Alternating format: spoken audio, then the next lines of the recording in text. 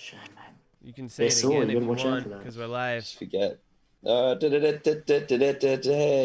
we like making it onto the screen live, or are we like waiting on the page live? Intro. God, Jarran, you're music. tired this week. Your effort for the intro is null and void. Intro. Intro.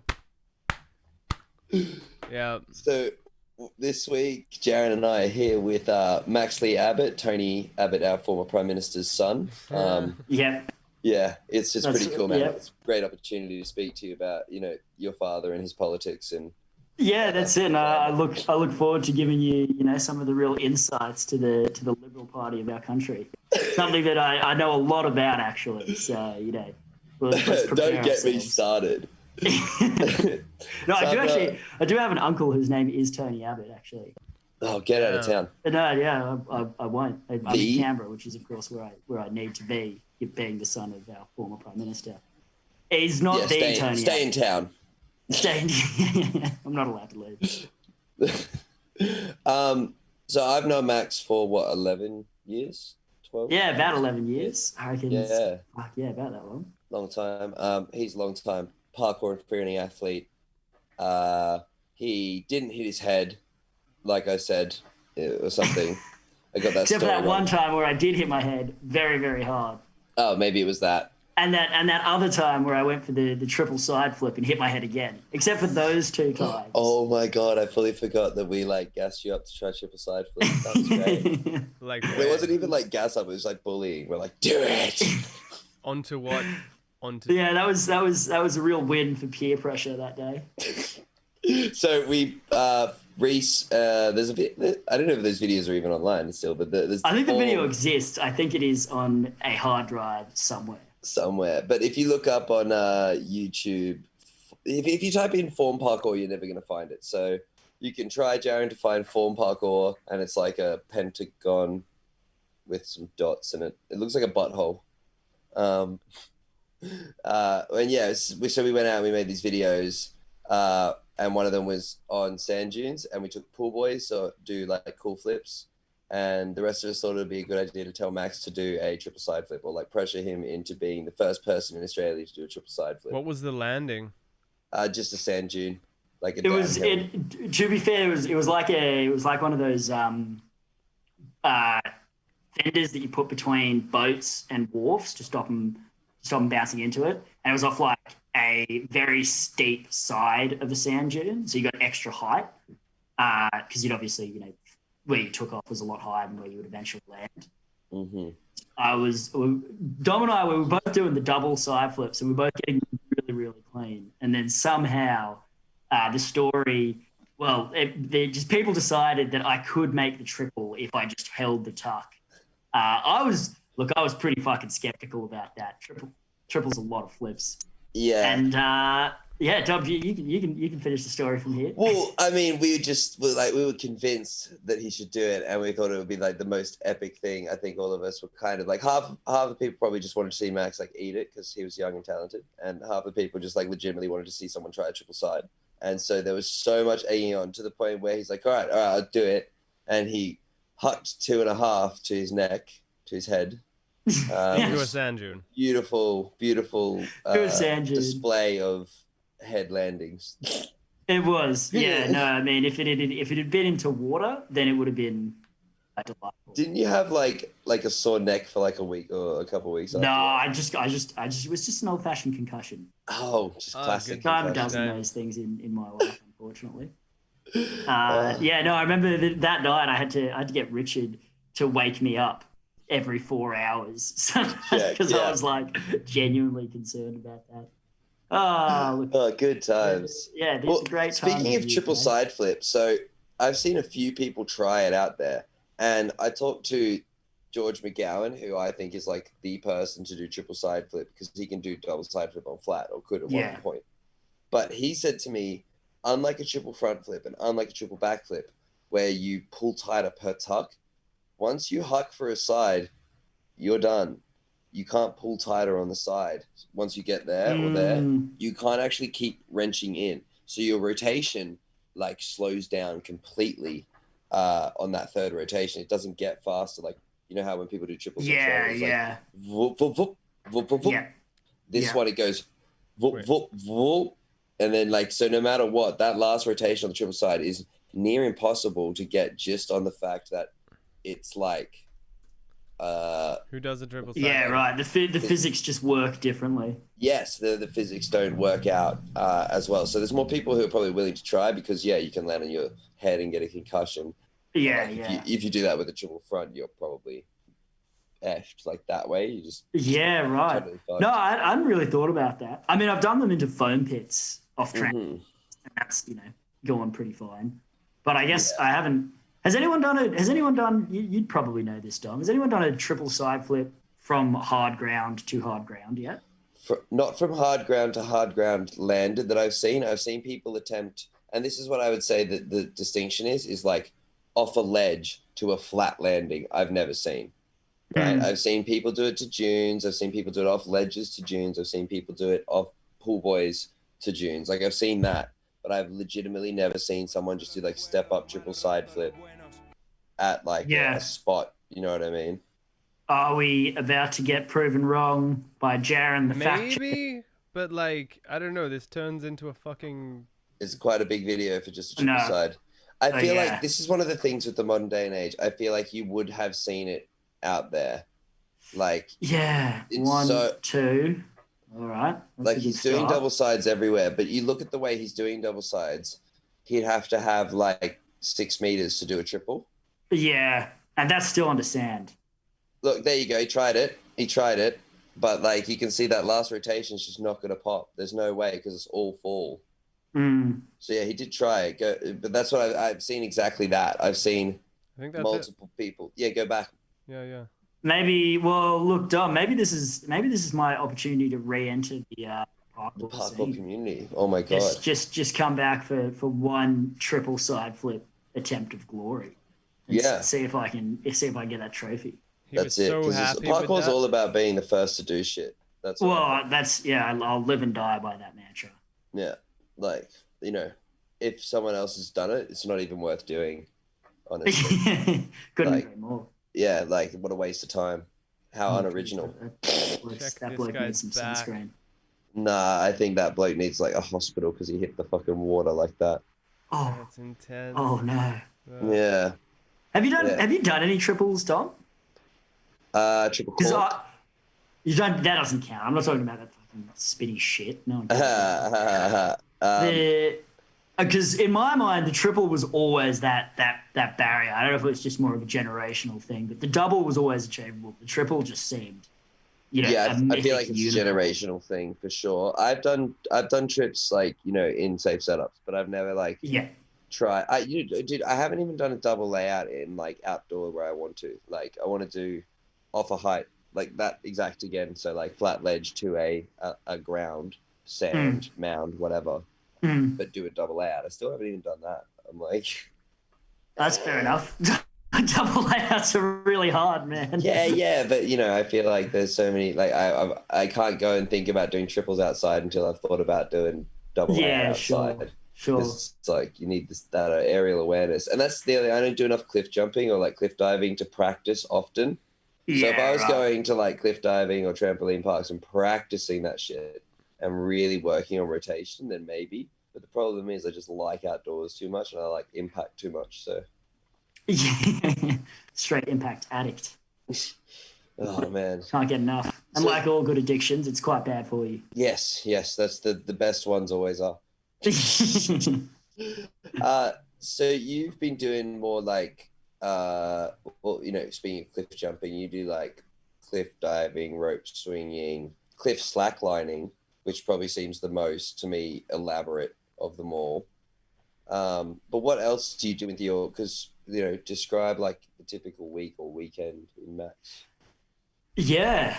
Well, all of those. I think the three main things are highlining, which is the cliff slacklining. So.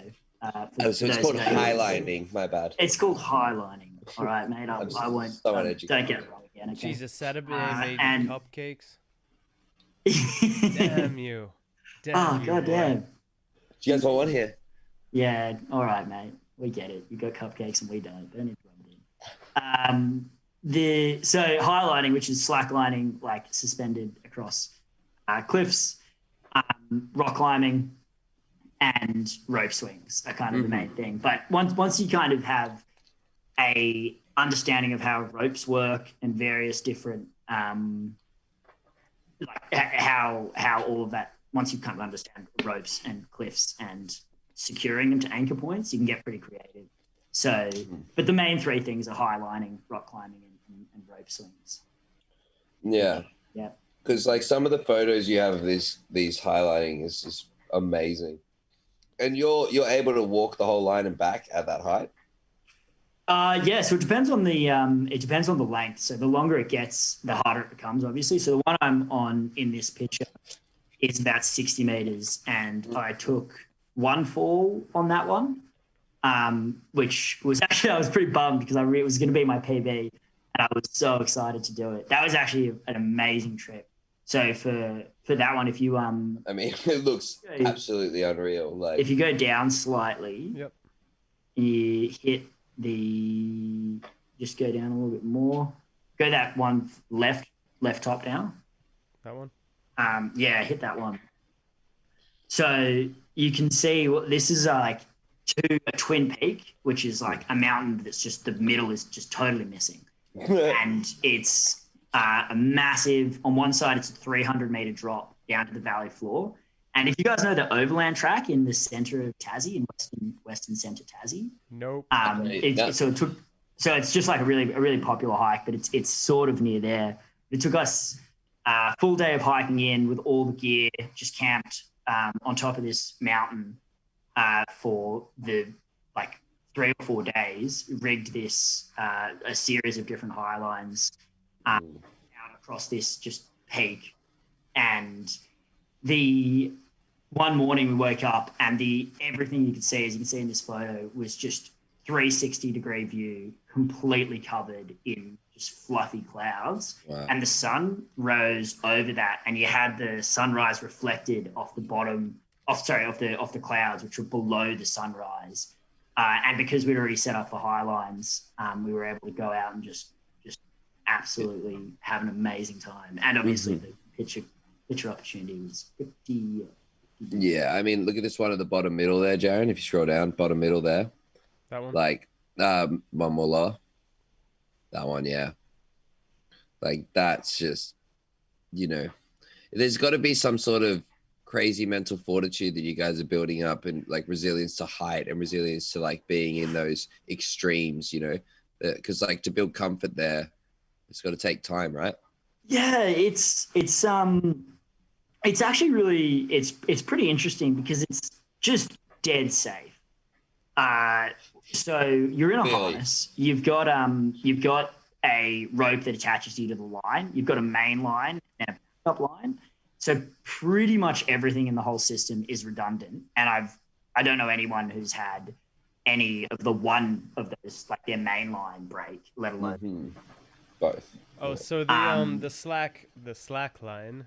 Yeah, that's your redundancy. Yeah, so there's the slack line, which is what you're actually walking on, and then there's another slack line that you can see here that kind of makes like loops underneath it. Yep. And that one's not got any tension in it. And so if the one that's currently taking all your weight breaks, you just fall onto one that has no tension in it. Yeah. The chance of both of those breaking is pretty much zero. Yeah, and as soon as you have good anchor points. If you've got good anchor points. So yeah, if you go out and do some and rig like dodgy boulders, which sometimes we do when there's not any good anchor points, but that's pretty rare. It's really safe. But the reason I bring it up is because it's an incredible opportunity to just really deal with pure mental fear, because the real danger, especially when you're first getting into it, is virtually zero. Like you might get a bit of rope burn if you fall badly, but that's kind of the worst you can get. But the fear genuinely feels like you're about to just stand up on a wobbly piece of spaghetti, fall off, and fall to your death. So that's kind of mentally, it feels just overwhelmingly terrifying. But physically, it's not scary at all. So I've never run into anything where you can so effectively separate genuine danger from perceived danger, and kind of being able to be in that place where you can battle with intense, genuinely very felt fear without actually being in any danger. And that's something you don't really get as much in parkour. Like, obviously you'll be scared of things that maybe you shouldn't be because it's well within your limits, or you're scared for irrational reasons, and you will probably be totally fine. Yeah. But if you do a jump and you totally fail, there will be consequences for it often that fall really badly. Whereas in highlining, most of that's just completely removed. So you get a chance to face like the fear of like intense danger without the actual consequence that you normally have to put yourself in to experience that level of fear. So that's a really, really cool, something I get a lot out of in highlining is being able to take that, just deal with that fear directly without having to deal with the consequences of actually eventually dying. All right, I've got a question about risk. So would the only actual risk be about 2-3 meters when you're walking out? Like if you have rocks underneath you, that kind of thing. Good question, Jarran. So the short answer is very, very few people, and no one who's just starting walks off the anchor, because if you do fall within reach of the cliff line, you'll just smack into the cliff side, which would really suck. Yeah. So what I do is I sit down on the line and then I shimmy myself out until I'm clear of the cliff. So if I fall, I won't hit the cliff, and then you stand up from there. All right. Sense. And then if you know what you're doing, you're feeling really confident, you can walk off the end, and that's a bit more dangerous. But people do it all the time and almost never fall in that area. So it's kind of like parkour, right? If you're really confident with your capabilities and you know what you're doing, the perceived danger is way higher than the actual danger in that circumstance. Yeah. All right, let's move on to rope swings, though. Wait, I have two more technical questions quickly. Right. Two more technical. So when you're walking along the line and you say you're like strapped in, is there like a line and a carabiner tracing the line behind you? How does that work and not interfere with your balance? So it's just a rope attached to a stainless steel ring.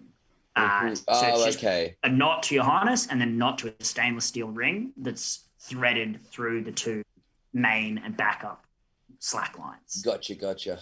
A little bit annoying, but you kind of get used to it pretty quickly. Yeah, so I was gonna say, because if it was like I didn't think about like having a smooth steel ring where that weight means that you're gonna have like it's constant weight dragging, but no real like catch points or anything. Yeah, sometimes it does get caught, but that's pretty infrequent. Like it's not a very big thing. You kind of just get used to it. Yeah, and I forgot my other question now, so let's look, because the rope swinging is very distracting. I guess when you fall, like how do you climb back up? Do you kind of have to like pull your so it's actually it takes a little bit of upper body strength and a little bit of technique, but it's not too bad. You essentially just like it's only about 1.5 meters below the line, so you can just do like the equivalent of one pull up the rope and then grab the line. And then it's kind of you can kind of do like a fake sort of muscle up type thing to get back on. It's not too bad. It stretches down, right? It stretches down heaps. The longer it is, the softer the fall. So if you're on a really small, tight one, it hurts quite a bit when you fall. But when you get longer, then your deceleration time is quite a long time, so it doesn't hurt at all. And you can actually it'll bounce, so you can use that bounce. You fall, and then you'll have a moment of like weightlessness where the bounce will pull you back up again, and you can just ride that up and grab the line again and use that to get straight back on. So that's kind of cool. Kind of like a slow trampoline, like yeah, exactly. Like quite a lot like a slow trampoline. That's cool. Okay, so you would say before attempting anything, practice your slacklining a lot on the ground? It's not something you should go and do straight away, or could you just kind of go up? Well, I'd say the second time I was ever on a slack line was on a high line that Antec rigged for me. Rigged, and I came with him. And I just quickly, huge shout out to Antec because he taught me all of this, and you should definitely get him on the podcast. Oh, 100%. I did not realize that Antec highlined. He was the pioneer for the lifestyle, for sure, in a way. I mean, he taught Labrador me everything, life. so he's definitely he definitely knows a lot more than I do, and is definitely someone you should get on to talk about it, because he's also got different views to me, and is really interesting. I still remember his phone number, so that's cool. Oh, good on you. Didn't you give it out like last podcast? Something like that. Podcast before it, something like that. Yeah. I'd say call him, yeah. Antec's phone number. Yeah, I put it on. Oh, that's so good. Yeah. That'd be hilarious. Just gets a bunch of prank Call calls later. Okay, so rope swinging, is that what it's rope called? swings? Yeah. Rope swings. I mean, they look the most dangerous to me. They look like, what are you doing? That looks like real risk. Yeah. So what was that, Jarran? That looks like real risk. Yeah, it's definitely riskier than highlining. It really depends on the rope swing. So the rope swing you were just showing, where I was doing the front flips, that one's been done so many times. It's just a solid bridge. It's not very big.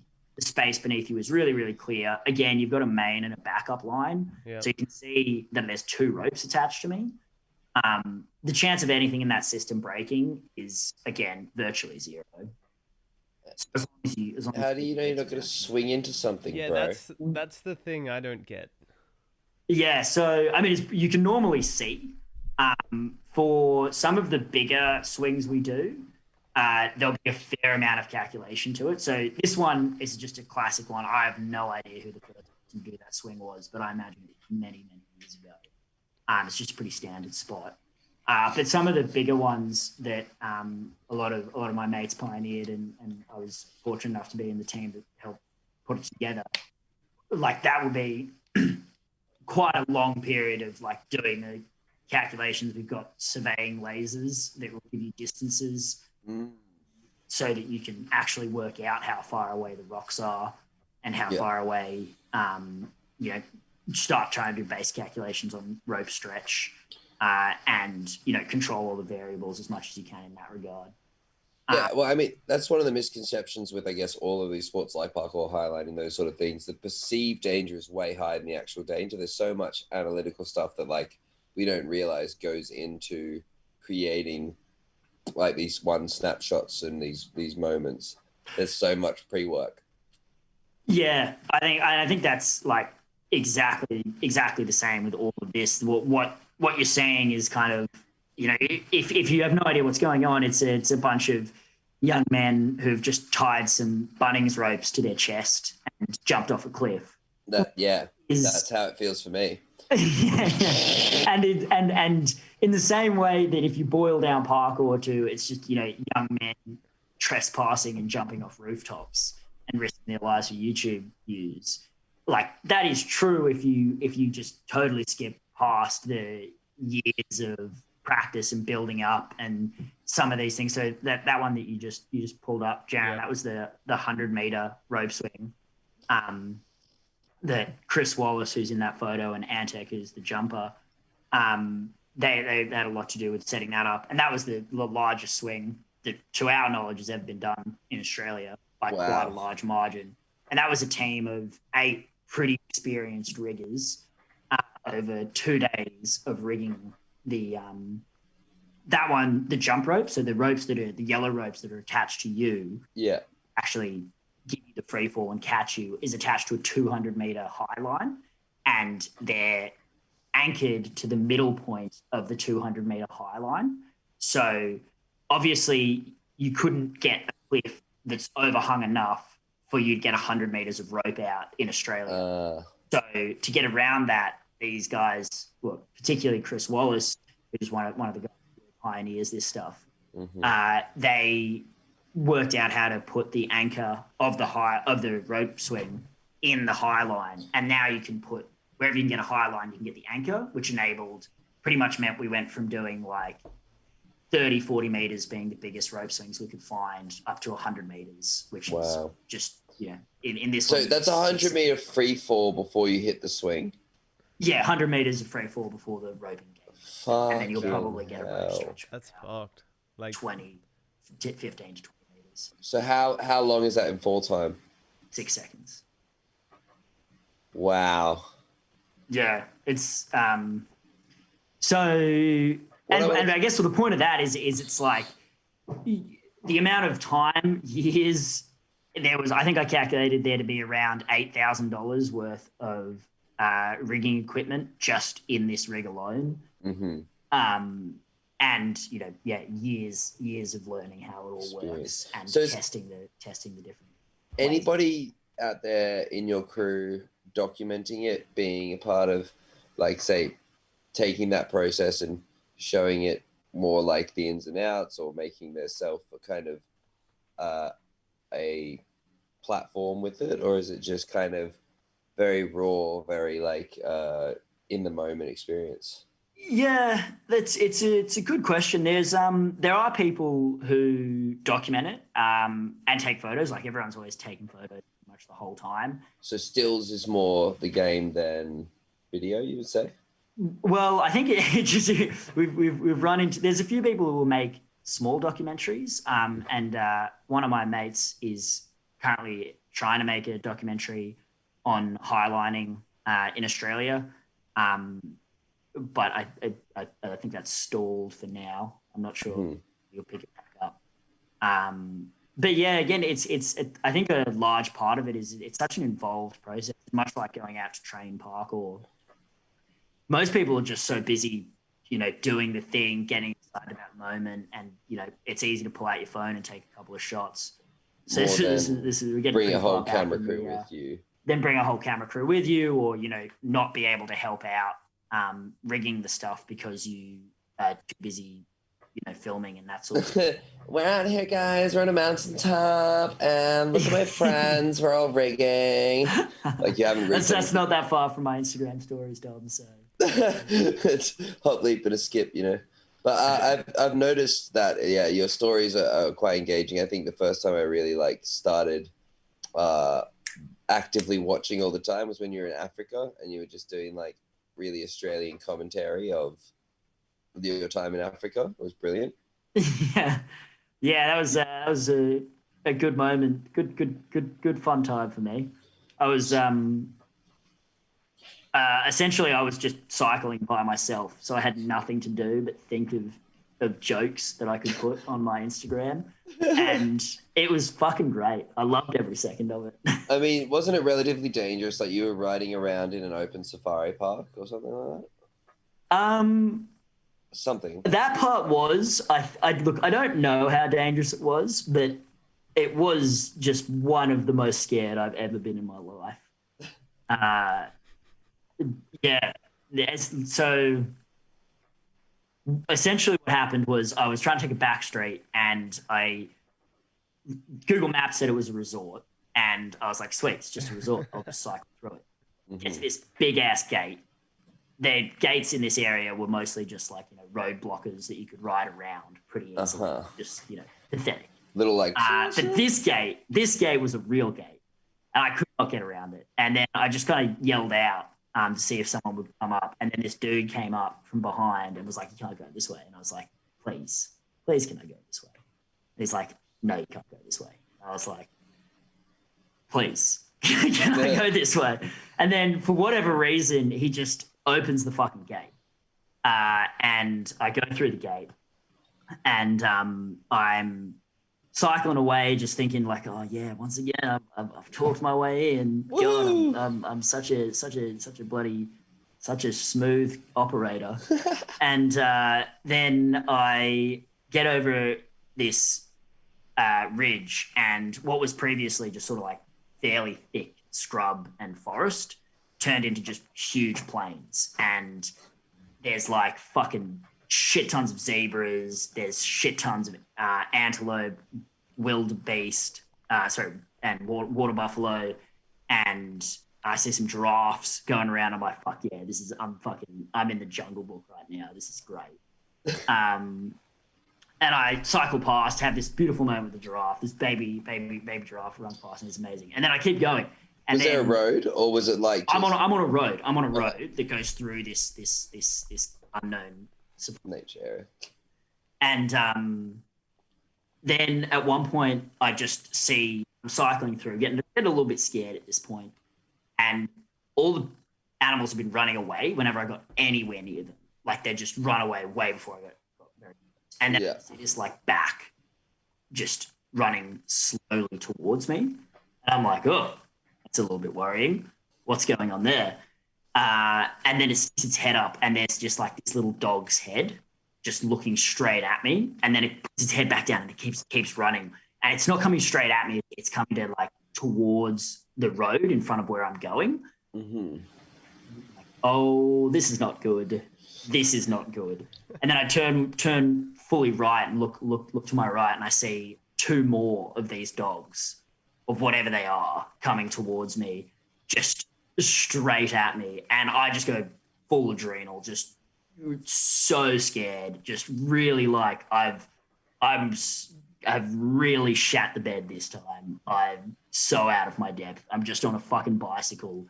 It's just sand around. I can't go anywhere. I'm about to get eaten alive by these guys. And I like start fucking screaming, just literally yelling fuck over and over and over. And that start riding my bike as quickly as possible. And that startles them. They look at me, and then one of them runs, and then they all run. And I just fucking just pedal as hard as I could for as long as I could. And then a bunch of other things happen that I won't go into detail. And then I checked it out, and it turned out it was just a game reserve for animals in this area. Mm-hmm. They normally have, jeeps for, and I had a 1970s Japanese road bike. Was my vehicle. That was my choice. That was my choice. That was fun. Yeah. Well, I mean, that's the thing, is you've kind of done a lot more, I'd say, like adventure lifestyle. It's not lifestyle. It's adventure, like, not adrenaline. Fuck. How do I describe like the activities that you've done as a branch out from Puck? I don't know, man. Antic used to call it Labrador life, but it's like you just like float around in nature and do like cool shit, a lot of camping and that sort of thing. I think it's just sort of enjoying the outdoors in however you want to do it without going putting too fine a point on it. Would you hunt if you were like in the USA? Would you hunt? Great question, Joe Rogan.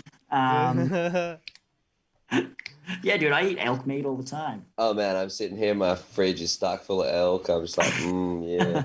I shot like 5 elk with my bow, and then I killed one with this plant here as well. It was pretty sick. It was magical. It was magical, dude. You gotta try it.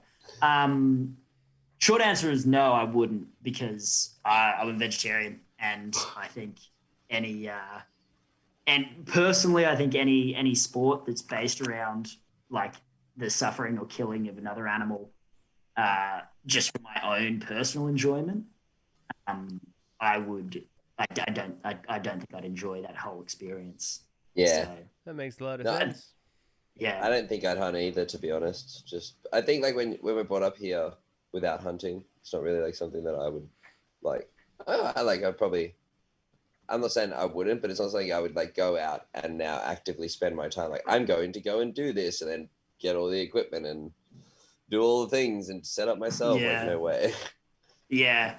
I think there's some people can do it really well. And if you are hunting for meat that you're then going to eat, and by doing that, you're not purchasing meat from factory farms or industrialized meat producers, then that's, I think, a lot better.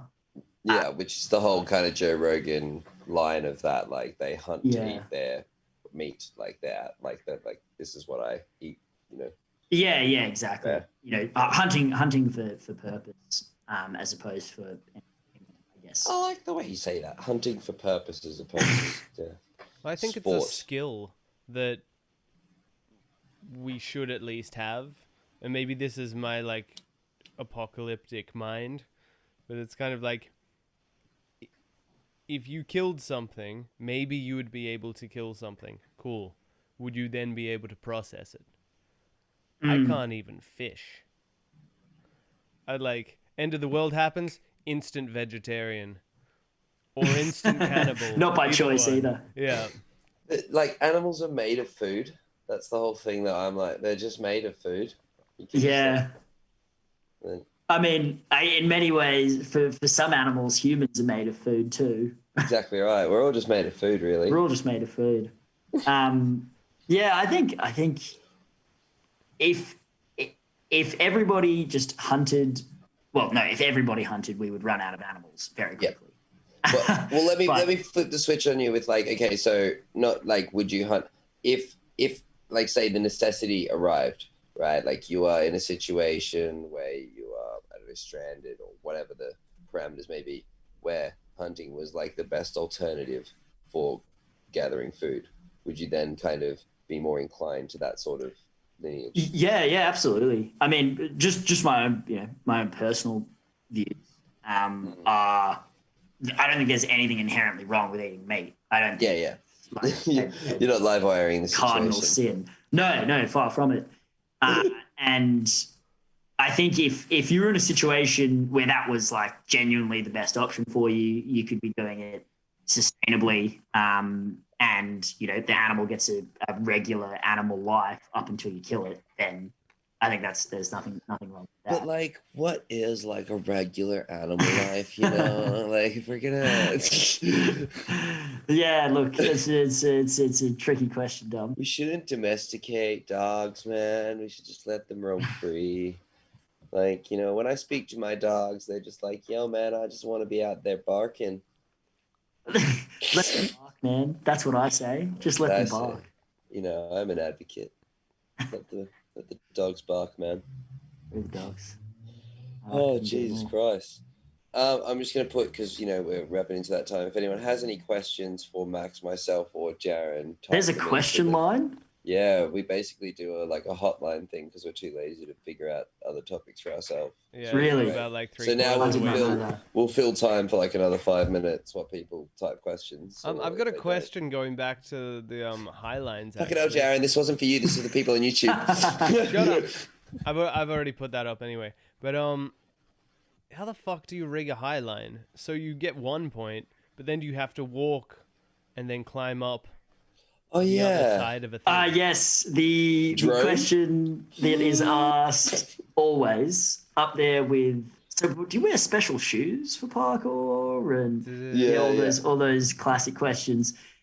It's a good question. The short answer is normally you can walk a smaller rope, like just telco rope from Bunnings, or like just a cord of some kind. Often cliffs are like horseshoe shaped. Yeah, so you can just walk it around and then just pull the line over from one side. Sometimes you have to throw it down to the ground and then walk it over. In rarer occasions, you get 2 people to climb either side of the cliff simultaneously, but that's pretty rare. And then the really big ones, you send a drone with just shit tons of fishing wire attached to it. Really? And to answer the question, cool. Yes, the drone crashes fucking heaps. That's great. I like that one. I was actually wondering if you legitimately would take a drone. Yeah. Sorry, Jarran? Yeah. But like fishing line shouldn't put it off course, but it does anyway. So fishing line, if you're going, one thing you learn pretty quickly when you're rigging big high lines is things that are really thin when you've got 1 meter of them. When you put that over 200 meters, the wind resistance becomes really quite significant. Oh, damn. So you can, you don't think about that, but 200 meters of wire behind a drone actually starts to mess with its flight path quite severely. All right, so no Mavic Pro on this.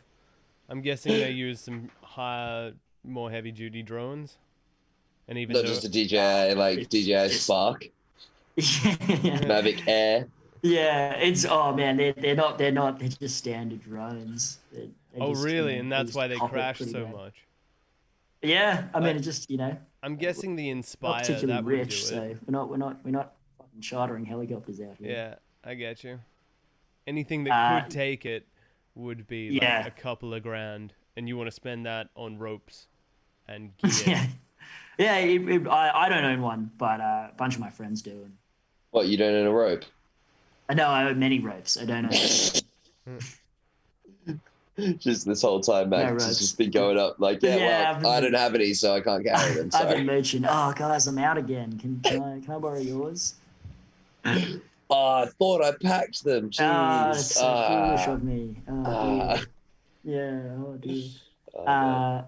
No. Oh yeah. So if you're going for like 4 days, how much food do you take, and what food do you take?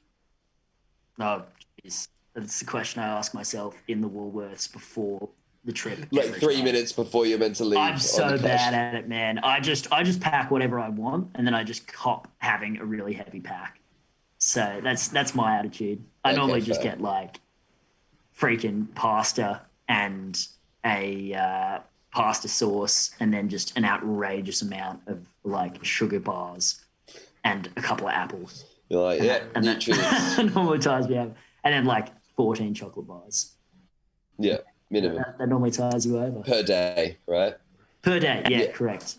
That's it. For That's a it. subtotal of like 170. Let me tell you, those bush turds are not pretty.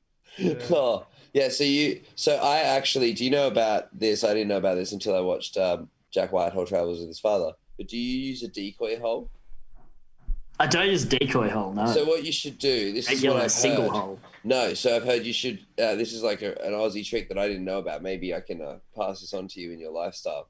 No, So please. what you do is you dig a hole, and then you go about 5 meters, and you dig a hole where you actually want to take a shit, and then you go and drop a decoy nugget, and all the flies will go to that first nugget, and then you run to your hole quickly and take your shit in peace. It's a decoy Bait nugget. and switch. Yeah, the old bait and switch. Old as time itself. Yeah. I've never heard that. Try it. See if it works for me. I've never personally run into the problem of flies being quicker than I can be. So this is not a solution for a problem that I currently have. But, it's like suffer from this, bro. If you hear any of your friends out there complaining about how there's too many flies around, I'll keep it in mind. Yeah. Tell them about the decoy nuggets. They gotta put the bogey shit out. Yeah. Get the distraction.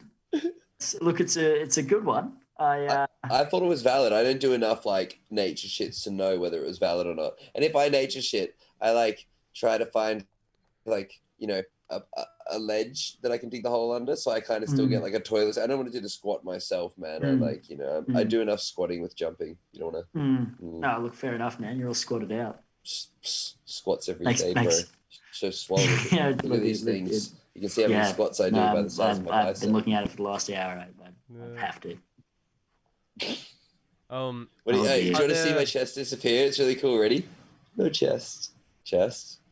No chest. Oh, it's really it's like so smooth. Like my rib is actually more distended than my nipple.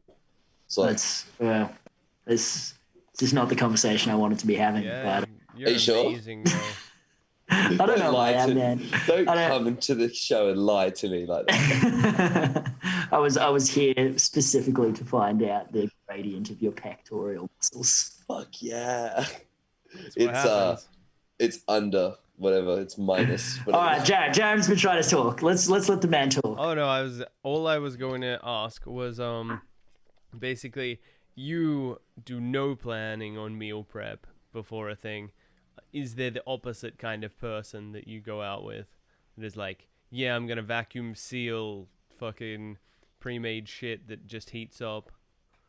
Not with any of the people I go hang out with. We all have a pretty similar attitude. Yeah. But the there are definitely a lot of people who do that sort of stuff and meal prep hard, and then I assume just have a really good time because of it, rather than Because they like got eating the right amount of nutrition. And yeah, exactly, rather than eating pasta and I don't know tomato sauce for the 5th night in a row. How long do you stay out? I mean, normally it's just a weekend thing. So here's the thing that Instagram doesn't portray. I work full time in an office, so what do you do, Max? It's we don't need to go into what I do. It sounds way more interesting than what you do on the weekends. It does sound more interesting. Well, today I spent 8 hours working out what a business design documentation plan was. Also known as Deliverable 11, in the consortium of consultants that I am currently embedded as part of. Fuck, those and big words, man. Yeah, no, and the thing is, none of those words mean anything. The best part. That's the best part. That's the thing that everybody knows, but nonetheless, Deliverable 11 has to happen. So that's what I do for my Monday through Friday. That is completely fascinating. We'll have to have another podcast completely dedicated to your 9 to 5 and the please do. I would love that. The consortium of consultation with construction. With business design documentation. Come on, Tom. It's like you haven't been listening. Look, it's not that I haven't been listening. I just don't have the retention ability for anything above impact. Big front flip, Dom do. Oh, I know what you're going to be. You're going to be the Ozzy Osbourne of parkour. You're just going to hit your head a bunch of times and just be super retarded, and just Saturday will just kind of wheel you around. Then you'll do a front flip. And then get back to my wheelchair. Yeah. Sick. That'll be good. I think I'll hang out with you more, Dom, when you do that. Woo! That'll be fun. And then I'm gonna have a show with my awful teenage kids. Oh yeah, geez, that's gonna be a really good time. I think one of my life goals now is to just become a Beverly Hills housewife at one stage in my life, and just make really trashy reality TV. Yeah, what would you have to do to make that happen? I'd have to be a wealthy Beverly Hills woman, and then get in contact with baby, what's the chick who runs, not Lisa Renner, the other chick. You know what? Kyle. Yeah, that one. Yeah. Anyway, this is nonsensical. Let's just go back and ask people questions now, because we don't need to know about that. I fully was just off on a tangent, and I'm wait, no one knows what I'm talking about. I definitely had no idea what you were talking about. Yeah, so there's a show called Beverly Hills. But fortunately, the good people of YouTube are ready to bring us back on track. Back to reality. Exactly. So, first, complete nonsensical question from Mel B. Can you do a quick tray flip, please? And no. Yeah, because I'm guessing that's skateboarding. Am I wrong? Is it a tray flip or a tree flip? Tray flip. Oh. Yeah. Go on, Dom. Yeah. I think, wait.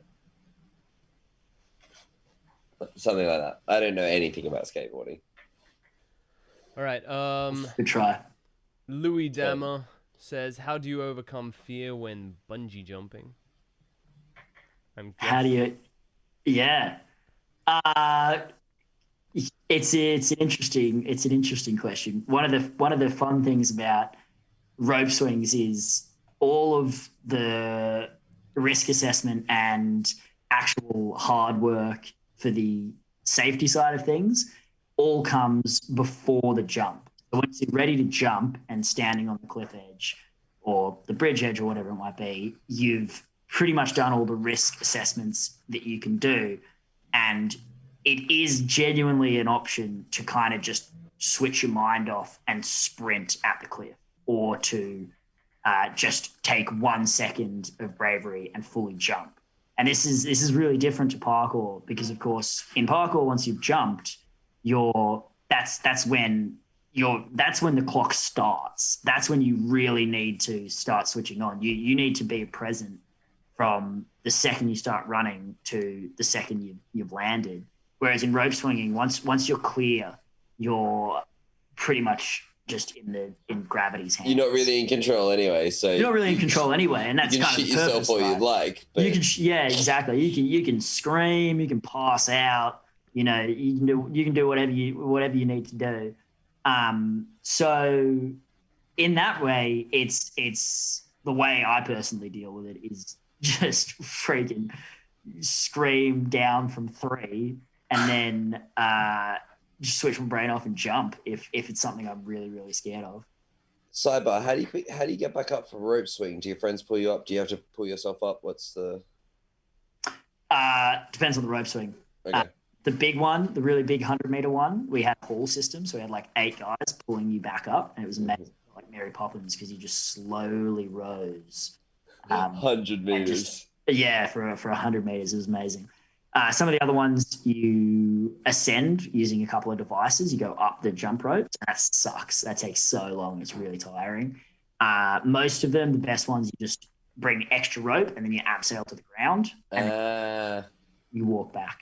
Fuck, you guys think of everything.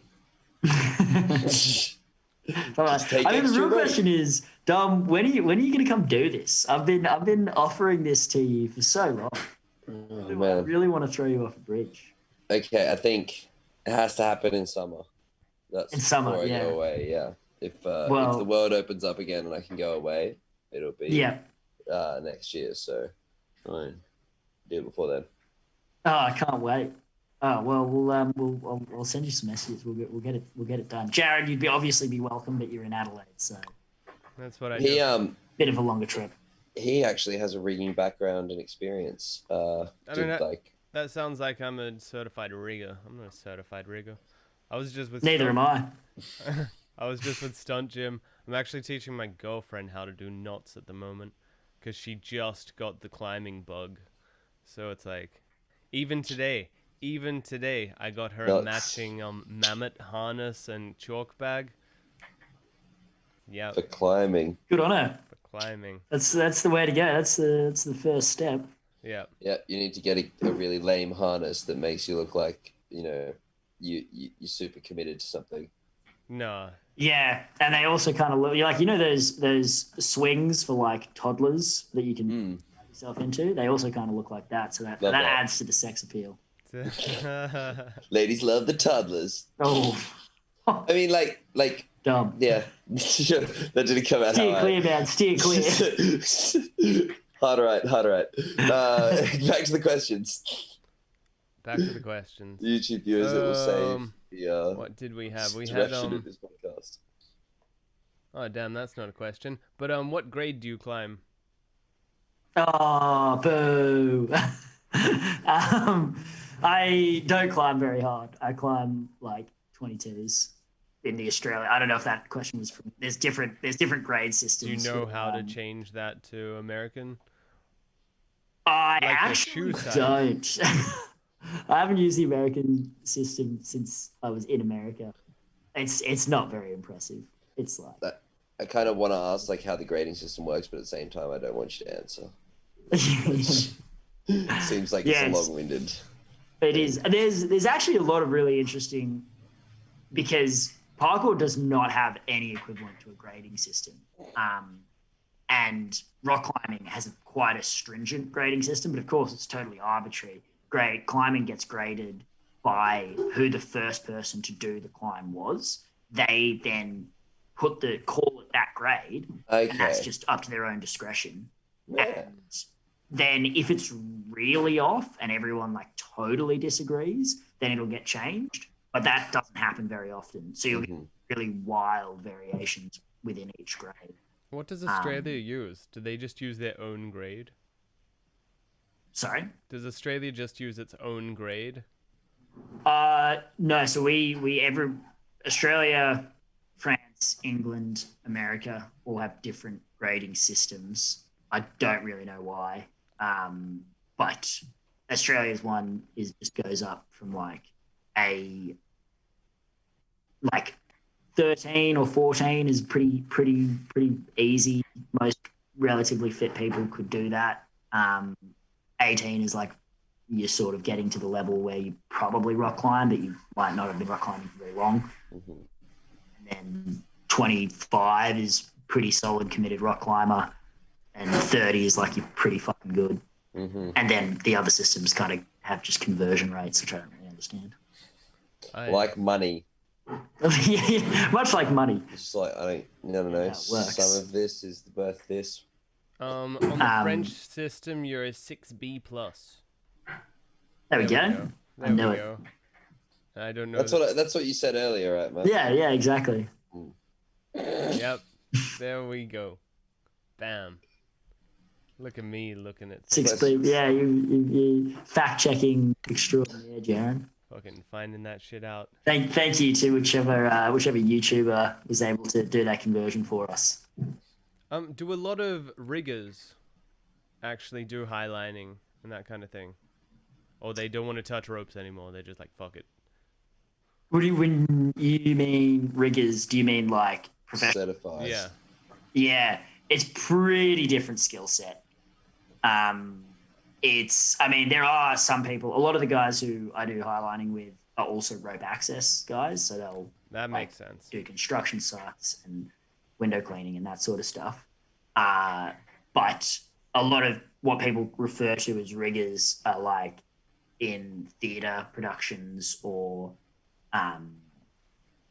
that sort of controlled spaces more. Controlled spaces and what the industry standards are, just use really different gear, have totally different standards for it, and don't do it at cliff sides. So it's the crossover skills aren't as much as.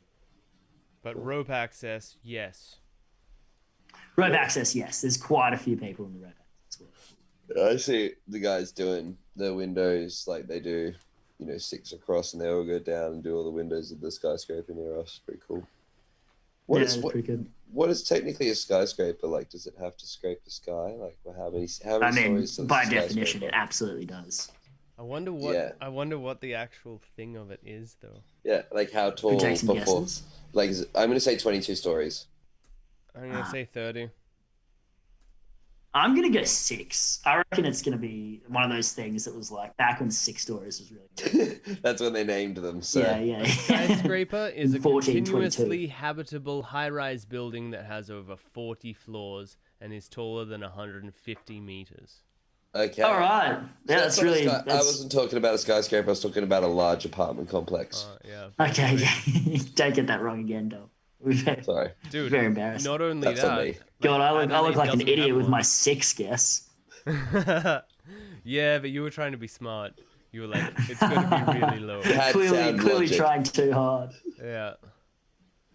Oh, all right. Here though, historically, the term was first referred to with buildings with 10 to 20 floors in the 1880s. So, bam, you were close.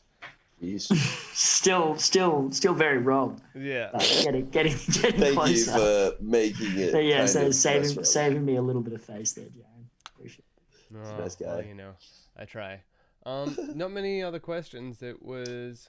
I mean, I got to get up early anyway, so. Well, Dom. Apparently, why don't you join Stora? Like. Because I'm part of Team Farang. Because they don't want me. Because yeah, I don't really have any other reasons. Yep. Very good. That seemed like 2 pretty good reasons. Yeah, right? Mainly that second one is pretty resoundingly strong. Like, even if I didn't want, that's not something that is plausible. I don't think they understand how the Stora dynamic has been created and works, that person. No, maybe they're just, maybe it's hopeful thinking. Yep, they just want all their favorites in, like, the A-team. And they're like, that would be pretty good. A-team, you cannot be Mr. T. Putting our foot down there, you will absolutely not be Mr. T. I've been working on my tan, guys. Yeah. That looks good. Apparently you've lost weight. Just a random comment. So. I'm like working on a project at the moment where I'm doing like long days and I'm just like a bit low on fluids. I'm not actually lost weight. I'm just like running and I'm a bit gaunt. I noticed that in the mirror. I was like, hello, but it's just weird. All right. Last question is, Dom, could you make another stretching video? I could. It wouldn't be very good, but I could do it. Did you make one to begin with? I put one on Team Frame a while ago that was like figure skating, like it's called Train Like a Figure Skater, but it was just basically the stretching routines that I would do. My leg one, Yeah, right. my daily one. But if I could pass any wisdom, it's just go into like flat, like heels to the ground squat as much as possible, and that really helps release my like lower posterior chain and keeps my sciatic muscles from acting up. Yeah, well, some of us can't do that. But okay, so if you can't do that, hold a pole in front of you and lower yourself slowly every day, like, you know, holding it in front of you, and then just lower your weight until eventually you can do it. That's how I did it. I couldn't do it when I started. I used to fall over. Fine. Be Yeah, like so. And then like you can that. progress from holding a pole to holding like a backpack or a weight in your hand in front of you. And that would keep just enough weight forwards over those ankles. Yeah, you just that's go as low where as you I'm at. can. I'm at like 10 kilo counterweight. Pretty good. Anything other than that, death. Yeah. Wow. Well, All right. Well, that seems like a pretty good place. Are we doing? Wait, nailed that, Dom. Stop halfway through a That was sentence. an absolutely seamless transition Yeah, out. are we going back and forth here? Is this Man, what we're doing? I'm just done. I'm so tired. All right. Yeah, I'll catch you guys soon. Thank you, Max, for thanks for talking. watching, to guys. Nah, thanks for having me on. Yeah, thanks It's for really being formal Max. here It's at been- the. Yeah, no, I Introductions. can see that by your collared shirt that you're wearing. It's nothing but formalities around here. Yep, definitely. PC content.